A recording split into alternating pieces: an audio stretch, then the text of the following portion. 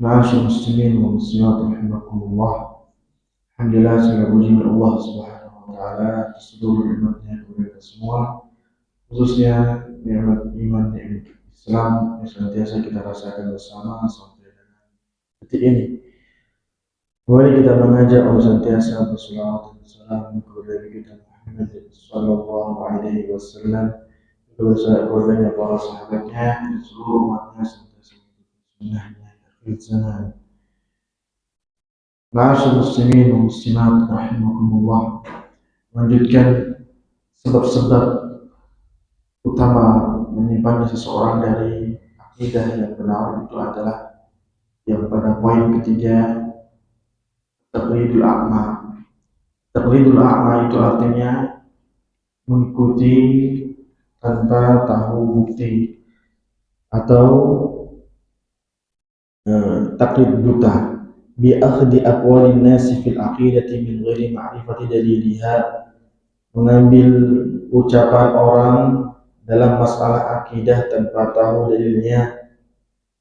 Seperti sebagian kita punya anggapan lalu kemudian disebarluaskan, setiap lewat pohon besar harus nyapa, terus tidak boleh buang air kecil ya di pohon besar. Lebih banyak hal, dan ini semua min ghairi ma'rifati daliliha, tanpa diketahui apa dasarnya dalam agama. Wa ma'rifati madasihatiha, kalaupun ada dalilnya dalam agama maka tidak diketahui apakah benar ataukah salah. Mungkin hadisnya palsu, bahkan hadisnya tidak ada dasar, hadisnya tidak ada asalnya dari Nabi SAW. Ada hadis tapi tidak ada sanadnya. Ini percuma, tidak sah, walaupun disebut sebagai dalil oleh sebagian orang. Kama huwal waqi'u min al-firaqil mukhalafah. Peristiwa ini seperti apa yang telah terjadi pada firqah, yaitu adalah sekte-sekte menyimpang. Sekte-sekte yang menyimpang ini berdasarkan pandangan ulama, bukan perorangan kita. Itu seperti Jahmiyah. Ya, Jahmiyah ini punya anggapan Allah tidak punya nama dan tidak punya sifat, sehingga tidak bisa disebut Allah Akbar, tidak bisa disebut ya Ar-Rahman Ar-Rahim. Maka bagaimana mereka berdoa? Mereka berdoa hanya menyampaikan hajat tanpa menyebut nama. Ya. Saya mau kaya, saya mau sukses. Tidak ada ya Allah, tidak ada ya Rabbi. Kenapa? Karena mereka tidak meyakini akan nama dan sifat untuk Allah Subhanahu wa taala. Maka demikian, karena mereka punya anggapan kalau nama dan sifat itu menjadikan Allah seperti makhluknya, seperti mana makhluk yang punya nama dan sifat. Maka cara mensucikannya biar Allah nggak sama dengan makhluk, hilangkan nama dan sifat bagi Allah Subhanahu wa taala. Sehingga mereka itu menyembah ketiadaan. Di bagaimana zat yang tidak punya nama dan punya sifat, itu kan non, ya, tidak ada gitu, non wujud. Karena kalau wujud itu bisa dipanggil, minimal namanya atau diketahui sifatnya. Karena wujud kan bisa digambarkan sifat atau minimal ada panggilan untuknya. Dan karena dia non wujud, maka dia tidak punya nama dan sifat. Artinya ini satu-satunya sekte yang menyembah zat yang tiada. Tidak ada. Maka bagaimana ini bisa diterima oleh banyak muslimin, yang sangat sulit sekali. Apalagi kita khususnya muslimin Indonesia yang senantiasa puji-pujian untuk Allah. Kita sering puji-pujian untuk Allah Subhanahu wa taala, maka yang seperti ini sulit diterima oleh kita. Walaupun mulai kesini mulai ada sekelompok orang yang mulai menyuarakan ya warisan-warisan daripada paham sekte Jahmiyah. Lalu Mu'tazilah, ya, ini adalah salah satu di antara sekte yang menyimpang yang disebut oleh para ulama adalah yang di bawah di bawah paham atau di bawah nama Mu'tazilah, di bawah paham ya, Wasil bin Atha. Yang ini adalah seorang yang sebenarnya cerdas dan dulunya pernah duduk di Majelis Hasan al-Basri, namun kemudian karena tidak sepakat dengan masalah bahwa orang yang berbuat dosa besar ya tidaklah dihukumi sebagai orang yang kafir. Lalu kemudian dia tidak sepakat, dia menyatakan ya bahwa orang tersebut ya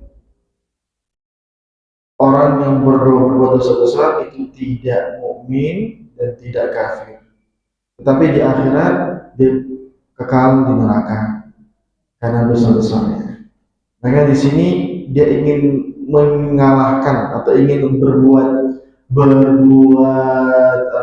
berpendapat yang lebih ideal dari gurunya, yaitu Hasan al-Basri. Ketika Hasan al-Basri justru namanya Imam Ahmad bin Hanbal, lalu kemudian bahkan dari Abdullah bin Abbas, Abdullah bin Mas'ud itu menyatakan bahwa orang yang berbuat dosa besar itu adalah seorang yang ya mukmin ya, namun melakukan kesalahan. Di dunia dia mukmin ya, hanya berkurang imannya, tidak sampai keluar daripada Islam, dan kemudian di akhirat orang yang berbuat dosa-dosa itu tidak serta-merta kekal di neraka. Itu semua tergantung kehendak Allah Subhanahu wa taala. Kalau Allah ingin mengazabnya karena ada dosa-dosanya, itu hak Allah. Kalau ingin mengampuninya, itu hak Allah. Allah pun bisa punya ampunan yang luas di akhirat. Jadi tidak puas, lalu dia kemudian menyampaikan ya bahwa pelaku dosa besar ini kekal di neraka. Yang seperti ini lalu muncullah Khawarij, muncullah paham yang akhirnya tidak puas dengan, karena ketika dia hawa nafsu itu timbangannya semua tidak puas. Ketika satu sekte lebih dahulu mengatakan dia kekal di neraka, tapi di dunia dia nggak mukmin, dia nggak kafir, dia cuma di antara, dia belum kafir. Sekte berikutnya enggak, dia harusnya dibilang kafir di dunia dan dikekal di neraka. Jadi karena mainnya nafsu tidak puas, maka anggapannya sesuai yang diinginkan, padahal tidak ada dalilnya dan tidak ada kesahihan daripada dalil kalaupun ada. Lalu kemudian muncul ya juga ada firqah yang banyak tersebar di tengah-tengah masyarakat. Ini adalah paham tasawuf, dan ini kemudian menjamur di tengah-tengah kita karena tasawuf itu dibungkus di negeri kita dengan ketaatan, dengan zikir, dengan makom-makom yang ditetapkan. Dengan pencapaian makom tersebut kita bisa dapat keringanan syariat ya. Ada syariat, ada ma'rifat, nanti ada hakikat, dan ini semua membuat kebanyakan kita ini kemudian terpukau, akhirnya masuk ke dalam tarikat-tarikat, dan ini semua bagian dari paham tasawuf. Dan ini kalau mau dicari dalilnya otak-atik, namanya dalil yang dicocok logika, dan tidak ada benar-benar dalil yang sahih dan tidak ada benar-benar dalil yang kuat akan pemahaman mereka. Di antaranya adalah mereka itu punya namanya mursyid. Nah, mursyid ini yang tidak bisa salah. Mursyid ini ya yang menentukan surga atau neraka seakan-akan. Maka mereka harus patuh dalam mursyid tersebut. Bacalah la ilaha 1000 kali, maka kamu akan masuk surga tanpa hisab. Ini semua adalah karena ditetapkannya ya, mursyid. Dan ini anggapan, ini namanya paham atau akidah, sehingga akhirnya diyakini, dan ini tanpa dalil. Haitsu qalladu min qablihim min a'immatil dhalal, Mereka semua ini hanya mengikuti orang-orang sebelum mereka dari para penyeru kesesatan. Fadhallu, akhirnya mereka ikut sesat, wanharafu, ikut melenceng, anil i'tiqadi sahih, dari keyakinan yang benar. Maka yang benar adalah bagaimana kita dalam berakidah ini, kita menunggu apa dasar daripada keyakinan tersebut. Apakah disampaikan Al-Quran, apakah disampaikan hadis yang menyertainya. Kalau iya, maka kita terima sebagai akidah. Jika tidak, maka kita menolaknya sebagai sebuah akidah. Misalkan akidah kita, seseorang bisa melihat Allah Subhanahu wa Ta'ala. Wujuhi yawma ini ba ila rabbiha. Jadi dalam ayat disebutkan kita akan melihat Allah Subhanahu wa Ta'ala. Lalu kemudian Rasulullah SAW sebut dalam hadis, innakum lan tarawna rabbakum hatta tamutun, hatta tamutu. Kalian tidak akan melihat Rabb kalian sampai kalian meninggal dunia. Itu artinya kita akan melihat Allah, cuma waktunya kapan? Waktunya ketika kita sudah meninggal dunia, yaitu di akhirat. Maka Allah sebutkan lil ladzina ahsanul husna wa ziyadah. Bagi orang yang sudah dapat surga akan ada tambahan kenikmatan. Para ulama tafsir menyebutkan di antara Ibnu Abbas adalah melihat wajah Allah Subhanahu wa Ta'ala. Maka Nabi SAW dalam doanya, ya Allahumma inni as'aluka ladzatan nadhar ila wajhi. Ya Allah, aku menginginkan, mohon kepadamu kelezatan untuk melihat wajah. Jadi melihat wajah Allah Subhanahu wa Ta'ala itu di akhirat, bukan di dunia, itu suatu hal yang mungkin, dan itu sebuah akidah. Dan kita terima iya, karena ayat Qurannya ada, hadisnya pun ada. Baik. Jadi seperti itu gambarannya. Kapan kita ingin terima akidah demikian. Ada yang tahu akidah di masyarakat yang menjadi adat istiadat, lalu kemudian dianggap itu benar. Ini ya sangat banyak. Kalau kita tahu itu sangat banyak sekali. Dan sampai hari ini masih, kalau sudah zamannya zaman modern, tapi masih dipaksakan untuk mengiyakan akidah tersebut, itu sangat banyak. Contoh di mana? Ada yang pernah tahu? Sebelah sini? Wah, Tariqah Naksabandiyah. Pernah ikut? Dulu. Ya, di kampung juga, di antara Tariqah yang laris Naksabandiyah. Itu tergantung musiknya sebenarnya. Kalau musiknya bagus, baik, banyak yang suka, banyak yang ikut. Ijazah, sorban dapat ijazah? Enggak. Tapi lebih ke zikir ya, zikir. Tapi sempat kerasukan? Enggak. karena karena saudara masih satu keluarga itu kerasukan dan kemudian tidak boleh lagi sama orang tuanya. Sebenarnya bagus bagi masyarakat ya, seakan-akan itu membuat pengalihan anak-anak yang nakal jadi sering ke masjid, tapi ternyata di situ ada bayat, ada aneh-aneh lah pokoknya. Akhirnya kemudian sampai pada kerasukan. Baik, yang lain hanya beliau, ada wasilah yang lain ya di kampungnya. Gak apa, disampaikan, kita ini buat referensi. Mungkin itu adalah apa yang masih ada di kampung, mungkin di daerah Sabah, Tungkang, daerah yang lebih dalam lagi.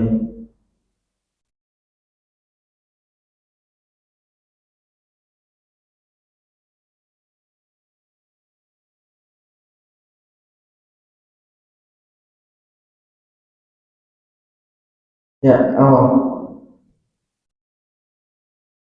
Baik. Itu semua kalau kita ingin eh, cek benar enggaknya, kita lihat ada nggak dalil dalam Quran dan Sunnah. Kalau nggak ada, mesti itu salah.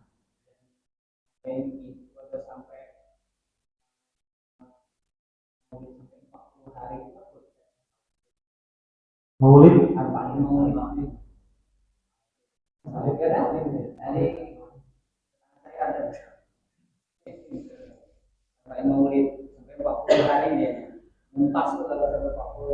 Empat puluh hari itu ngapain? Empat arba'in murid ya berarti.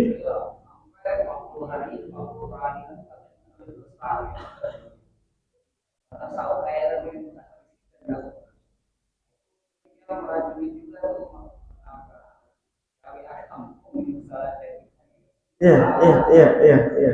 Itu yang memang terjadi. Makanya kalau kita sering bilang ke teman-teman ya, kalau kita tidak sebarkan akidah berdasarkan Al-Quran hadis, maka akan tersebarkan akidah yang hanya omong-omongan. Itu tanpa dasar. Dan gitu sudah jadi sunnatullah ya. Di alam seperti itu. Kalau kita diam, kita tidak kasih tahu, tidak seberluaskan, maka alam itu sekarang ini kan terbuka, website bisa diakses, YouTube bisa dibuka, dilihat, ditonton oleh semua orang. Jadi banyak yang misalkan dari ini mungkin disebut firqah, tapi lebih pada ormas ya. Pak ya LDII banyak yang tobat dari YouTube-nya, dari YouTube orang-orang yang tobat lepas dari paham-paham yang mengekang, dilepas siap konsekuensi dari YouTube. Jadi memang kita juga perlu gencar peduli kalau ada apa yang bisa kita share, dan selama itu ada dalilnya jelas, kita tahu ya kriterianya itu ada ayat Qur'annya, ada hadisnya, dan yang menyampaikan ini memang sumbernya terpercaya akan akidah yang benar, sumber dosa. Ya, konsekuensi seperti itu kita bakal berdebat dengannya. Tapi kalau misalnya sebisa mungkin ya kita hindari. Baik. Masih ada. Iya, jadi ya N11.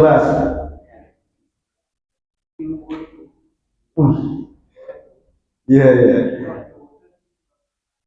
Ya, kalau berimam ya dengan mereka, selama bukan bid'ahnya mukafirah, bid'ah atau penyimpangan yang dilakukan itu sampai taraf kufur, itu tidak masalah. Tidak perlu kita membatalkan, mengulangi, tapi kita tetap jadi makmum. Ada.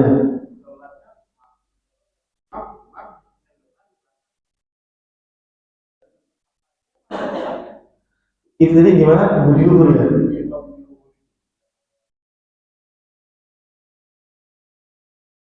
Hmm. Ya, ya. Tapi kalau kita bisa milih, hindari musuh tersebut. Hindari musuh tersebut, walaupun pada dasarnya kekufuran mereka ini, kekufuran. Kesalahan mereka ini belum sampai taraf kufur. Ya. Artinya kita belum tahu data mereka yang sampai apa istilahnya mengajak kepada berbuat kufur, berbuat syirik dan seterusnya. Tetapi kesalahannya besar, bukan kemudian, tapi bukan kufur, bukan kemudian sepele. Berarti masih bisa. Kalau masalah pilihan, kita pilih yang lain. Pilih masjid yang baik. Tidak dikir-dikir, itu masya Allah.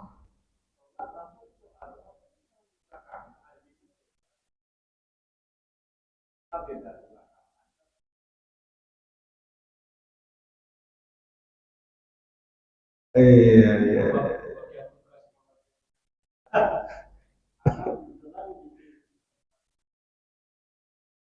Gitu ya, Bismillah.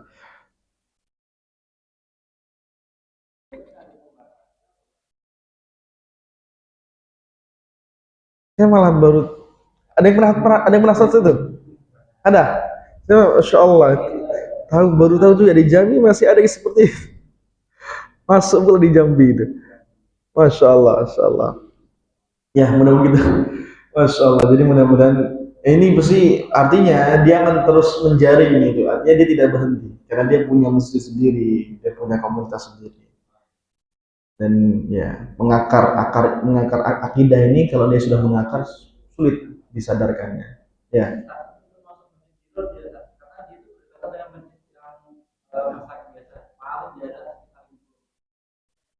Kalau ada kalau ada dua kriteria, tafriqam bainan nas, pecah belah, jadi buat kubu yang berbeda, yang nampak perbedaannya, kubu yang berbeda ini maksud nampak perbedaannya untuk benar-benar tafriq, memang tujuannya memang untuk kaum muslimin itu pecah.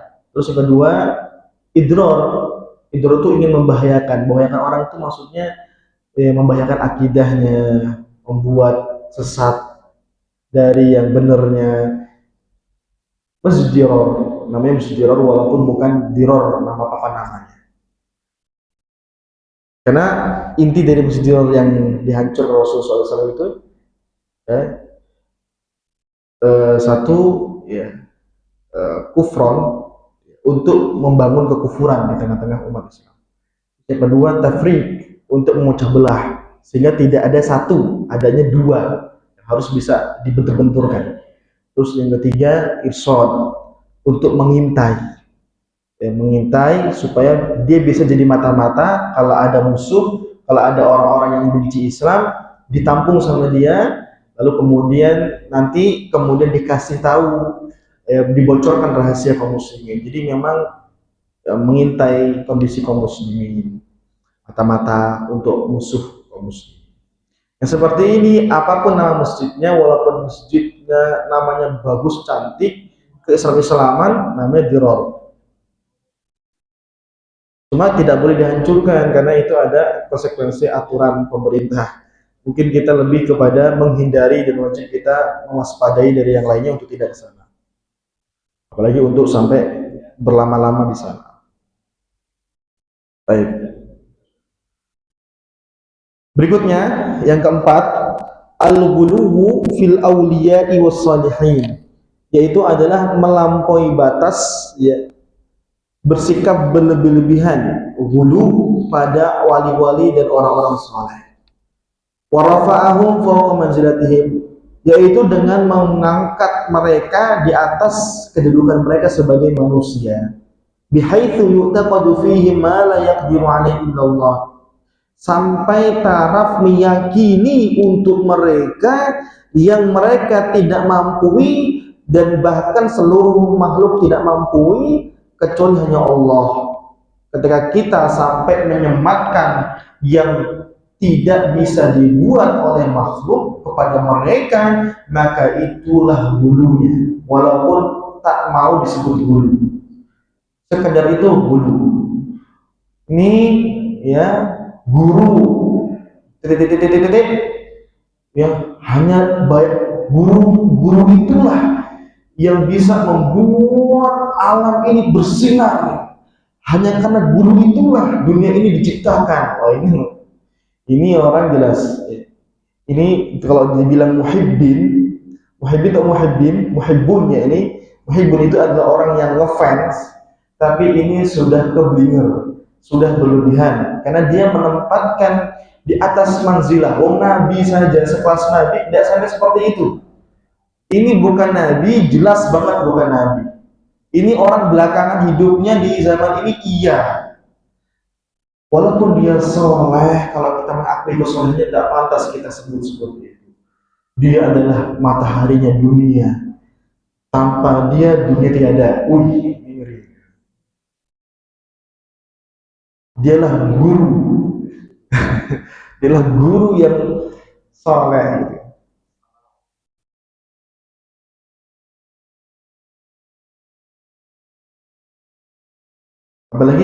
Apalagi sekarang ini ya, syaitan ini dibantu dengan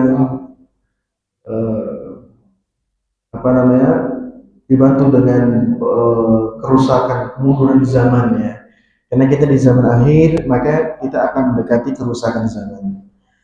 Dibantu dengan kerusakan zaman tersebut, sehingga apa yang salah ini dianggap benar.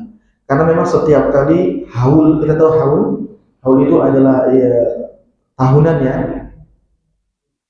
tahunan si mayit itu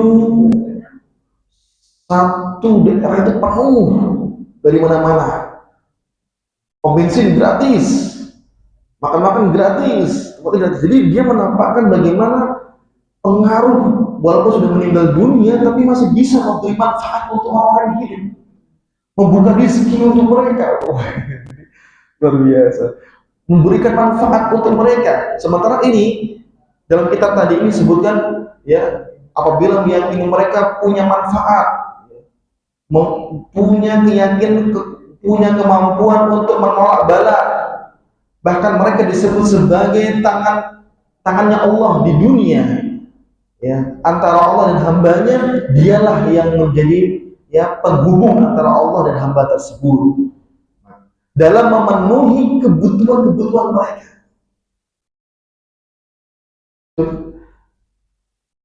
Maka ini sangat nampak hulunya.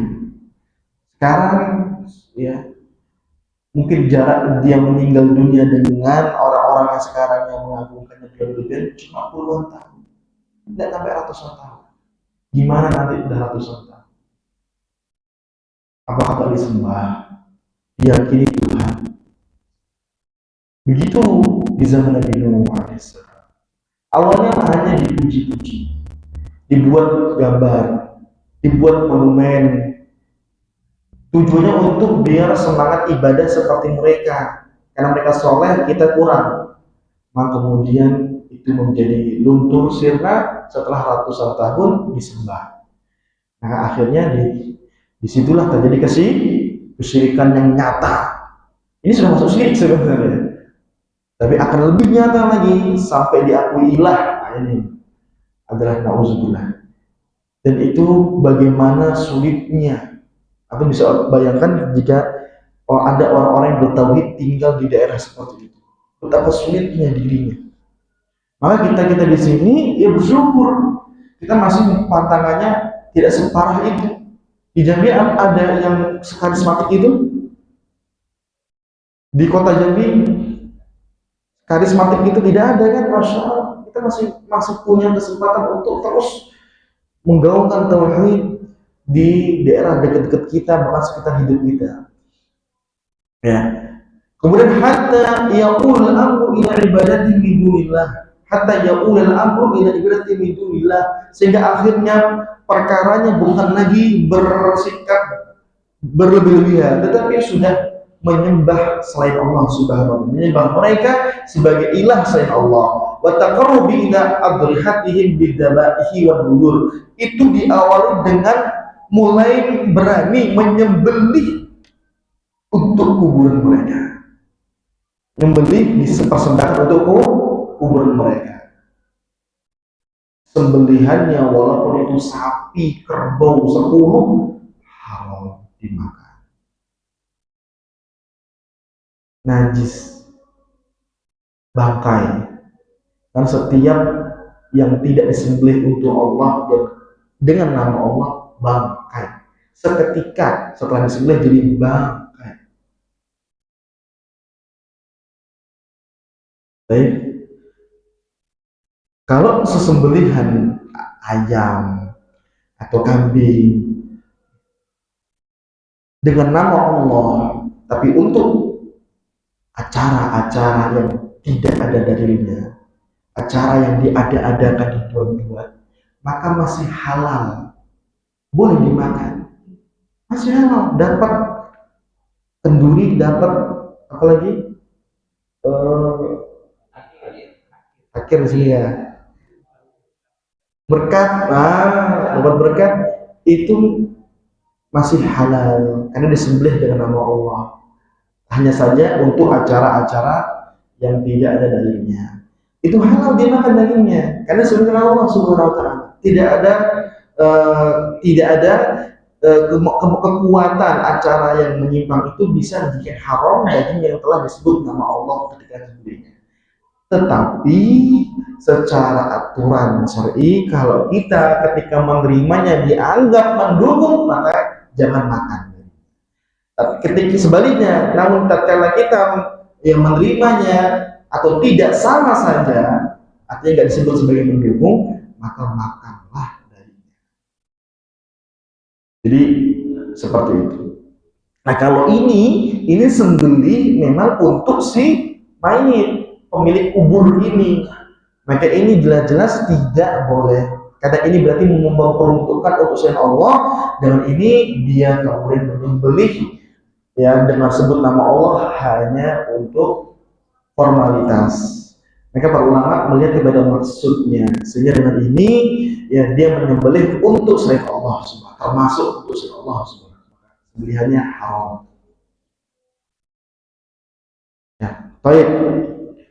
Wa du'a wal istighatsati wa talabil madadi, dan berdoa kepada kuburan lalu meminta bantuan dari kuburan tersebut. Kayakan aku, sukseskan bisnisku, jadikan aku terpilih, banyak suaranya. Nah, ini mulai apa? Dia mulai minta bantuan kepada tukang kepada si mayit, kepada yang dikubur. Ini persis ngulangin apa yang pernah terjadi di zaman Nabi Nuh. Ketika orang soleh itu meninggal dunia, orang-orang setelah mereka membuat monumen tidak puas, mereka datang ke kuburan yang soleh ini. Lalu mereka mengatakan, ya, la tadarunna alihatakum, jangan kalian biarkan, jangan kalian tinggalkan ya sesembahan kalian, Tuhan kalian. Wadda, Suwa'a, Yaghutha, Ya'uqa, Nasra. Jangan tinggalkan, maksudnya jangan berhenti untuk terus melestarikan yang seperti ini, jangan pernah berhenti. Maka ketika itu dibilang sudah lama kami seperti ini sudah ya secara turun menurun ya, ini semua tidak mungkin salah. Kalau salah harusnya Allah sudah hancurkan di pertama kali ini terjadi. Buktinya sampai tahun 2025 ini masih ada, berarti kan Allah biarkan, berarti kan tidak salah. Kok tiba-tiba disalah-salahkan? Ya banyak kemaksiatan yang masih ada pun juga banyak, namanya dosa masih ada. Karena kalau tidak ada sudah di surga. Maka untuk itu ini adalah alasan saja. Tujuan mereka adalah jangan pernah tinggalkan, jangan pernah padamkan kebiasaan ini, lestarikanlah. Baik. Maka mereka adalah orang-orang yang paling benci, tidak suka dengan orang-orang yang selalu mengatakan tauhid dan tauhid. Karena hal itu akan membuat mereka kehilangan maisha. Pernah lihat kota infaknya? Masya Allah. Tapi wallah alam benar atau enggak itu banyak sekali ya maisha itu dari situ. Wa kana wal hasilu bi ibadil qubur yawm. Ini sebagaimana yang telah terjadi kepada orang-orang yang mendatangi kuburan untuk berdoa, untuk ya sujud, untuk menyembelih al-yaum pada hari ini fi katsirin minal amsar, di banyak negeri, bukan cuma kota-kota dalam negeri Indonesia, bahkan di luar negeri tidak kalah parahnya. Ya, amsar di berbagai negeri, apalagi negeri-negeri yang Islamnya minoritas, itu semakin menjadi-jadi. Artinya syaitan masih punya area-area markas-markas yang makmur dengan kesyirikan itu di banyak tempat di dunia ini, bukan cuma di kota-kota yang tertentu di negeri kita ini. Maka untuk itu pentingnya kita kembali bersyukur untuk bisa mudah bertauhid, tinggal di negeri, tinggal di daerah, bahkan di seputaran tauhidnya masih kuat, masih bisa mengenali akidah yang benar, itu sangat mahal. Allah tidak takdirkan kita jadi orang yang tertinggal di pelosok yang taunya adalah sembah roh. Kita nggak ditakdirkan di sana. Itu sangat luar biasa sekali. Karenanya itu ya tauhid ini anugerah, anugerah yang harus kita syukuri. Lalu kemudian yang kelima, Al-ghaflatu an tadabbur ayatil kauniyah, lalai mentadaburi tanda-tanda kebesaran Allah yang berupa alam dan tanda-tanda kebesaran Allah yang berupa ayat Quran. Ya, walin biharu bi mu'tayatil hadarah al-madiyah. Ya, dan melalaikan atau meremehkan, ya, meremehkan itu semua, hatta dhannu anha min maqduril bashar wahdah. Mereka mengira bahwa kita sampai pada kemajuan era atau kemajuan zaman itu karena ada ulah manusia, usaha manusia. Fasaru yu'adzimul bashar, sehingga mereka mengagungkan seseorang, sosok perubahan, sosok kemajuan, karena dari bapak kemajuan, bapak perekonomian itu, akhirnya mereka seperti itu karena mereka melihat ini kemajuan akibat atau sebab usaha manusia. Wa yudhifuna hadhihi al-mu'tayat ila majhudi ikhtira'ihi wahdah, sehingga mereka menyandarkan semua kemajuan, ya, itu semua kepada sosok seseorang yang dianggap sebagai bapak perekonomian, bapak kemajuan, kemodernan. Qala innama utitu ala ilmi indi. Ketahuilah ini pintu yang membuat kita menyimpang dalam akidah benar. Ini pintunya. Dan ini pernah terjadi kepada sebelum kita, yaitu Qarun. Ketika dia mengatakan, sesungguhnya aku ini seperti ini karena ilmu yang aku miliki sendiri. Dan dia merupakan Allah Subhanahu wa taala. Bahkan, ya, sebagai manusia mengatakan hadzali, sebagai manusia itu mengatakan ini usahaku, ini sebab aku. Innama utitu ala ilm, sesungguhnya aku bisa demikian ini karena ilmuku. Walam yatafakkaru walam yanzuru fi 'azamati man aujada hadil kainat. Mereka tidak terfikir, tidak melihat siapa yang sebenarnya yang lebih berhak untuk diuji, diagungkan, karena mengadakan seluruh yang ada di alam semesta ini, menciptakan ilmunya dan mengadakan kemajuannya. Wa udaha hadil khasa'is al-bahirah, dan yang telah menitipkan, mengamanahkan kepada orang-orang, ya, yang sekarang ini diagungkan, dipuji-puji sebagai bapak kemajuan, itu adalah orang-orang yang Allah pilih, dititipkan kepada mereka akan keahlian mereka. Wa audil bashar ala istikhraj hadhihi al-khasa'is wal intifa'i biha, karena wallahu khalaqakum, ini dalilnya, wallahu khalaqakum wa ma ta'malun, ini surah As-Saffat ayat 96. Allah yang menciptakan kalian dan seluruh perbuatan kalian. Allah yang mengadakan. Jadi kita bisa buat mobil, bisa buat handphone, bisa buat lebih hebat lagi nanti layar tanpa kaca. Itu semua Allah ciptakan, Allah yang inginkan. Wallahu khalaqakum wa ma ta'malun. Allah ciptakan kalian sekaligus apa yang akan kalian perbuat. Allah sudah ciptakan itu. Maksudnya Allah sudah siapkan. Baik. Maka nanti akan ada transportasi udara, ya, bukan lagi darat. Ini semua Allah telah siapkan. Allah yang menyiapkan, bukan mereka, bukan karena perorangan dari kita. Azan lebih dahulu.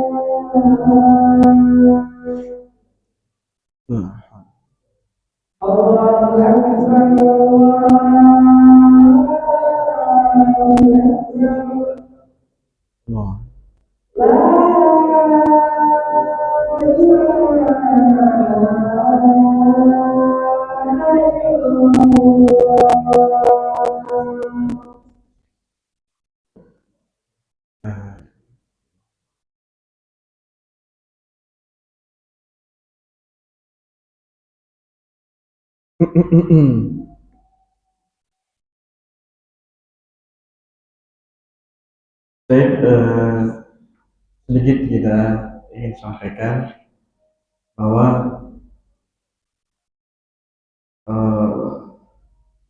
memiliki rasa khawatir, memiliki rasa takut untuk berbuat dosa atau berbuat syirik itu adalah apa? Sifat orang yang soleh. Karena Nabi Ibrahim sebagai Abul Anbiya, bapaknya para nabi, kasih Allah merasa khawatir kalau terjadi kepada kesyirikan atau penyimpangan. Sampai beliau mengatakan dalam doanya, Rabbi jal hadal balada amina wajnubni wa bani an na'budal asnam. Ya Allah, jauhkan aku, ya Allah, jadikan negeri Mekah ini negeri yang aman, dan jauhkan aku beserta anak cucuku daripada menyembah berhala. Maka untuk itu hendaknya kita yang bukan nabi, dan juga kita adalah sebenarnya isi dari doa Nabi itu. Kita ini adalah yang disebut sebagai bani, yaitu keturunan atau anak cucu daripada Nabi Ibrahim alaihissalam. Nah, kalau kita di atas tauhid, maka itu berarti ada peran dari doa Nabi Ibrahim yang sampai kepada kita sebagai anak cucunya. Oleh karenanya kita perlu yang namanya mewarisi rasa takut kalau sampai-sampai jatuh kepada kesyirikan. Ini adalah gerbang kuat untuk kita menjauhi kesyirikan, dan kepekaan, kepedulian untuk mengenali setiap apa-apa yang menjerumuskan kesyirikan. Karena rasa takut ini membuat kita semakin teliti. Imam Bukhari dalam kitab sahihnya sampai menuliskan bab khauful mu'min min an yahbita 'amaluhu wa la yash'ur.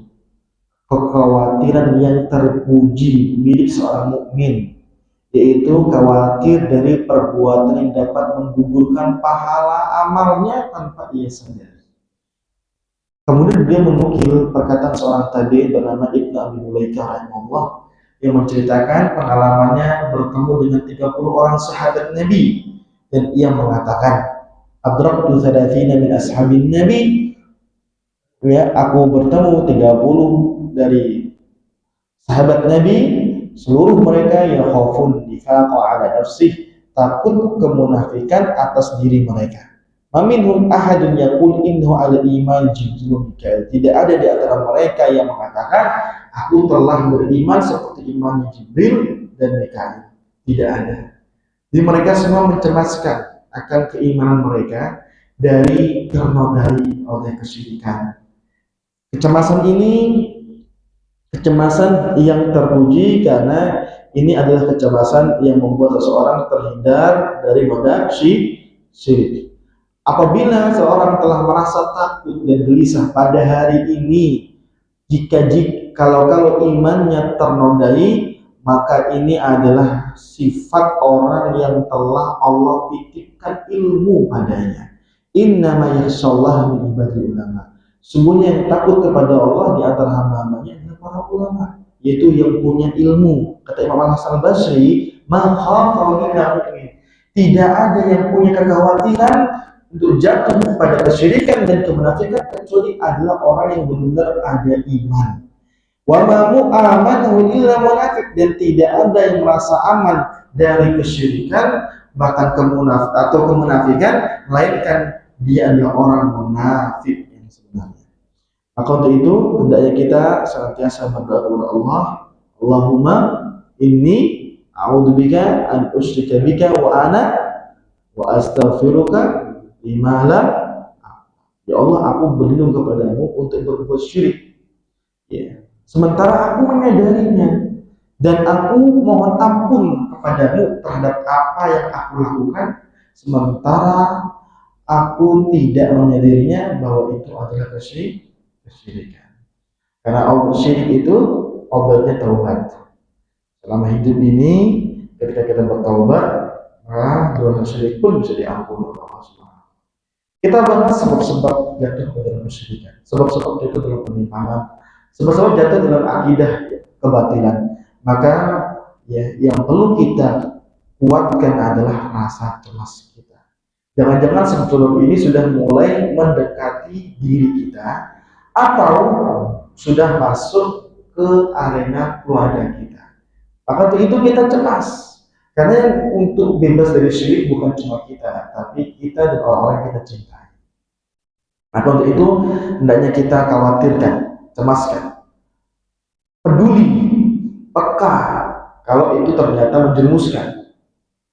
Maka kita harus cemas. Untuk itu doa sebenarnya, doa yang tidak boleh kita tinggalkan itu adalah doa berlindung dari kesyirikan. Doa dijauhkan kita dan anak cucu kita dari kesyirikan.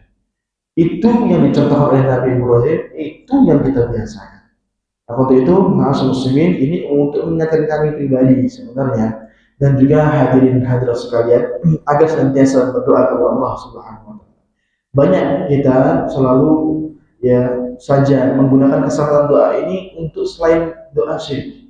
Kita punya banyak doa, tetapi tidak selalu dari bentuk kesyirikan. Maka mulai saat ini, jangan sampai berdoa lalu nggak pernah sebut dan tidak pernah berisi perlindungan dari kesyirikan.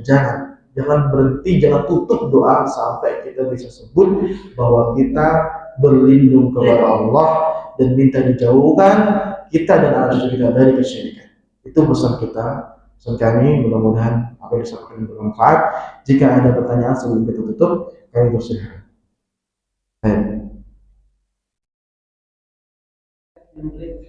Ya.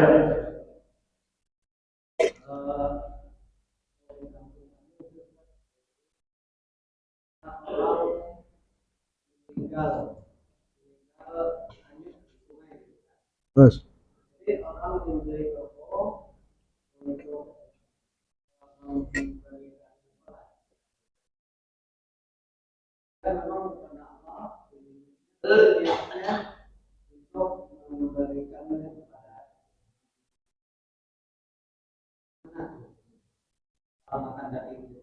Ya, itu namanya disebut inti kesyirikan itu. Inti kesyirikan itu adalah mengakui Allah dan mengakui selain Allah. Jadi itulah sembelihan kesyirikan. Nah, itu tidak boleh makan dagingnya. Jadi seperti itu ya. Ya,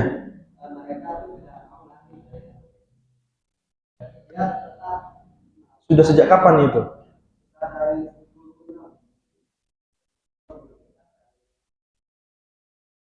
Ya.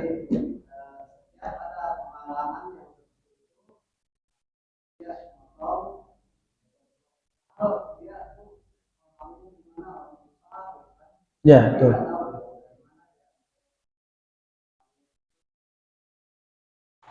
Baik.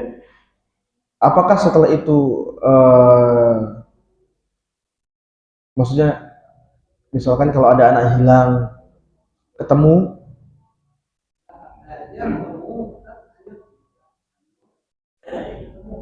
oh mayatnya. Jadi gini maksudnya gini, karena sebagian orang itu gini, ketika dia menyembelih sesembelihan itu kan, kayak tadi anaknya hanyut, dia sembelih kemudian dia persembahkan gitu, berharap anaknya selamat gitu kan. Ternyata setelah sembelih proses sembelih itu, kemudian beberapa hari kemudian anaknya ditemukan tapi meninggal. Apa yang terjadi pada orang yang menyembelih? Oh, kurang ikhlas saya menyembelihnya. Oh, mungkin kurang ikhlas saya menyembelihnya. Jadi saat akhirnya yang diinginkannya tidak dicapai. Sudah ini nyembelih kesyirikan, dalam kesyirikan dia cari keikhlasan. Jadi ini kadang banyak keterbalikan dalam masyarakat. Ketika dia menyembelih untuk selain Allah dan dia gagal, maka dia akan mengatakan sepertinya saya kurang ikhlas menyembelih untuk selain Allah. Jadi kadang lucu didengarnya. Tapi memang begitu. Ya, makanya itu ini adalah sembelihan syirik ya, sembelihan syirik. Mudah-mudahan kita dijauhkan dari itu. Ya,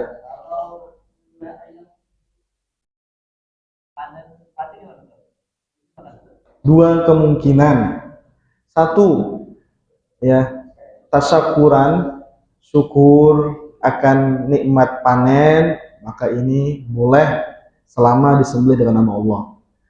Yang kedua, ya kalau itu adalah dalam bentuk ya persembahan, ya Dewi Sri, apakah masih berlaku zaman ini?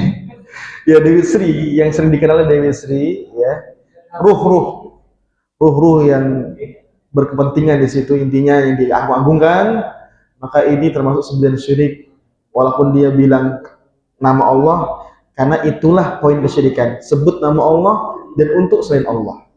Makanya waja'alu lillahi ma dzar'a min an'ami wal hars. Mereka menjadikan untuk Allah sesembahan-sesembahan. Disebut dalam ayat disebut. Faqalu hadza lillahi wa hadza li syurakaihim. Maka mengatakan ini untuk Allah dan sekaligus untuk selain Allah. Maka kata Allah Subhanahu wa taala, "Fama kana li syurakaihim fala yasilu ilallah." Kalau itu disembahkan untuk selain Allah, maka Allah nggak terima. Jadi jadi sembelihan itu sembelihan selain haram, Allah pun nggak akan terima sebagai sembelihan. Karena zat syiriknya kuat sekali. Baik. Famakana lillah, ya. Kalau mereka sembeli ya dengan nama Allah, fahuwa yasilu syurakaihim. Ya. Sebenarnya kalau mereka sembeli untuk nama Allah Subhanahu wa taala, maka ini akan sembelihan ini akan berguna untuk semua mereka. Mereka dan nenek moyang mereka dulu akan dapat pahala ibadah sembelih kalau ikhlas untuk Allah Subhanahu. Tapi mereka justru sebut nama Allah untuk selain Allah Subhanahu. Maka ini adalah poin kesyirikannya. Baik. Jadi hati-hati menunjukkan sembahan tersebut.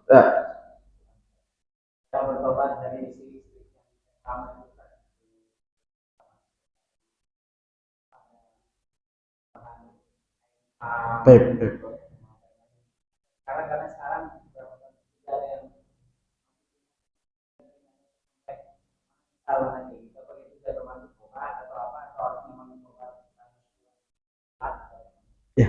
taubat nasuha dari syirik itu ya seperti taubat daripada semua kemaksiatan yang besar, dosa besar ya, dari dosa besar, yaitu meninggalkan, menyesal, dan bertekad tidak mengulangi lagi. Kapan ini terjadi? Maka ini adalah taubat.